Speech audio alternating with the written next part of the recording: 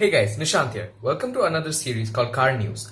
I'm going to be covering car news on a weekly basis or once in 2 or 3 days. So, on today's episode, we're going to be covering many cars: the BMW M5 competition package, the Golf GTI TCR, Fiesta ST, Hennessy Demon, Rolls-Royce Cullinan, Aston Martin V600 V12 Vantage, and the 2020 Lotus Esprit. Stay tuned.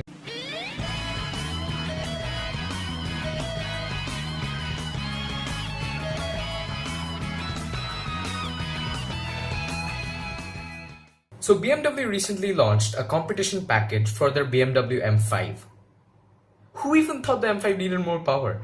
I bet the guys had like one too many beers and then they decided to go like, you know what, mate?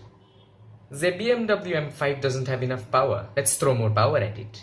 To be precise, 17 more horsepower, which sums it up to 616 brake horsepower from a twin turbo V8, and it does 0 to 62 miles per hour or 100 kilometers per hour in metric units in 3.3 seconds.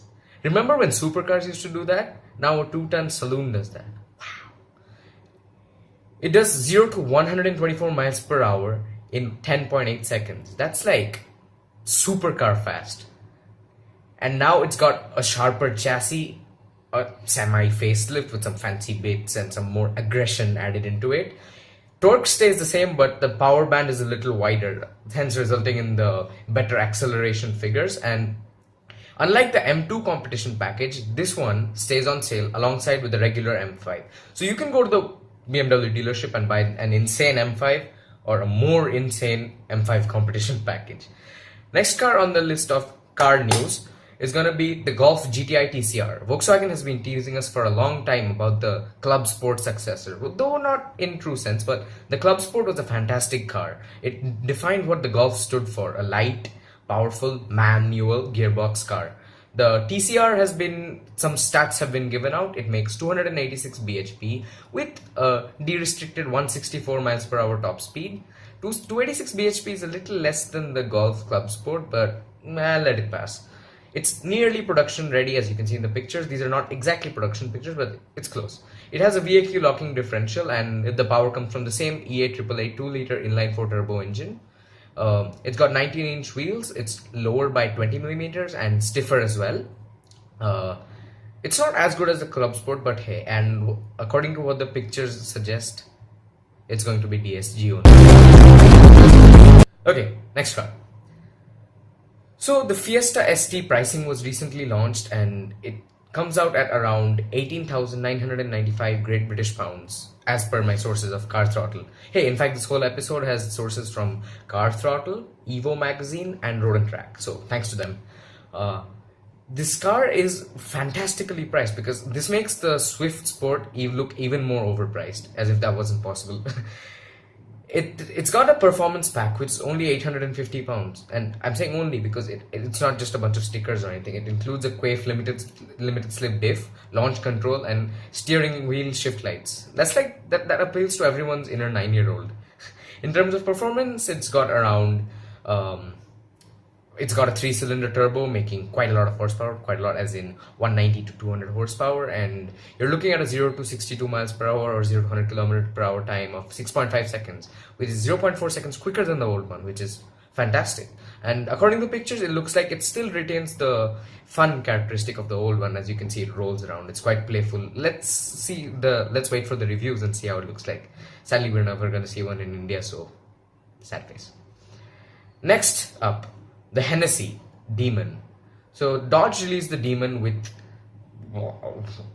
like a shit ton of horsepower and built for the drag strip with drag slicks, and it was intended for as only a straight line car.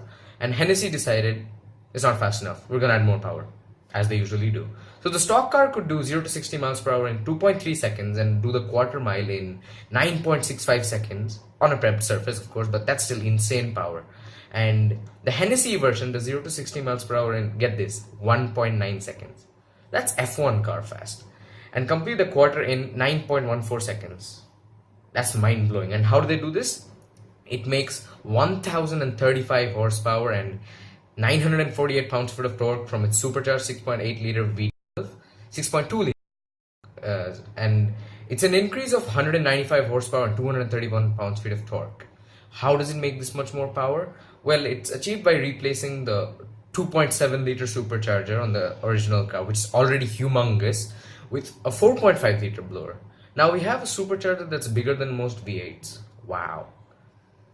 So, and they also upgraded the fuel system, engine management software, intake, throttle body, blah blah blah blah blah, the basic mods, and expected to cost around $10,000 according to estimates. And yeah, it's a phenomenal car if you're one of those drag racing bro people. So yeah, next car, the Rolls-Royce Cullinan. The Rolls-Royce recently launched an SUV, which is kind of like sacrilege, but not really, because everyone's making SUVs now, and why not Rolls-Royce? And to be honest, I'm not really offended by this car. I'm offended by most crossovers and SUVs, but this car I let it pass because it's a luxury thing, and we don't really look at off-road credibility because all these will be cruising around Beverly Hills with some rich soccer moms or blah blah blah, whatever. It's got a 6.75-liter V12 twin-turbo engine, which makes 536 brake horsepower and 627 pounds-foot of torque. Rolls will not give us any performance numbers such as 0 to 60 times because that's immaterial. We're in a Rolls Royce. Hey, it's probably a yacht. It weighs around like 3 tons probably. And so what do we have for features? We have everything under the sun. Okay, not really. We've got 4 large individual seats, which are basically like recliners, and a 526-liter boot, and a 3-person rear lounge bench, and 560 liters out back, like in the storage. It's huge. The Cullinan is easily the most capable Rolls-Royce ever made, obviously because it's designed to be an SUV, so it should have some off-roading credentials, unlike most of the crossovers in the market. It's got double wishbone suspension in the front and 5-link rear suspension at the back end. So it's not exactly one of those G-Class like old school suspension systems. It's modern, it's comfy, and it's got air ride as expected. It's got a wading depth of 540 millimeters, which is quite a lot. It's not Range Rover lot. Range Rovers have like 900 millimeters, but it's huge. It's the most in its class, like aside from the Range Rover. It's got other stuff such as a 360-degree camera, a huge 21-inch square display, and many more features that are immaterial to us. And the interior looks damn cool. And the car overall, the styling, it doesn't offend me, but it's fine. So the next car, this one is special. The Aston Martin V600 V12 Vantage. No, it's not another, it's a Pagani Zonda, it's being made like 200 times. No, it's not. It's Aston's like special edition V12 Vantage. It's got a little bit more power than the regular V12 Vantage. It's a quite old car, and it makes 592 bhp from a V12. And get this, it's a manual. It's got new body panels, and it's made of carbon fiber, and it can do 205 miles per hour, which is a lot. And I'm really looking forward to seeing this car on videos and reviews because this car looks amazing. Damn, I really want one. So the next news we have is the renders and rumors of the Lotus Esprit are rising up, and this was featured on a Car Throttle post, and it's a really good post. And estimate says around 2020 Lotus might relaunch their halo name of the Esprit supercar. It might go against McLaren 720Ss and stuff, but I'm not sure, and neither is the company. Well, Lotus is owned by Geely, and they're known to have financial problems, so let's see if it even makes into production. But I really hope it does, and I especially hope the 2010 concept stays the same. So that's been news with me, and I hope you guys enjoyed it. And if you really enjoyed it, like, share, and subscribe, and most importantly share, because I want this channel to grow. I'm making content at a regular rate, and hope you guys like this content because I want more people to get to see this content. And if you share it with more people, then I can get a bigger viewership, so our little community can grow and I can keep making videos. Thanks for watching, guys. This has been Ishan. Bye.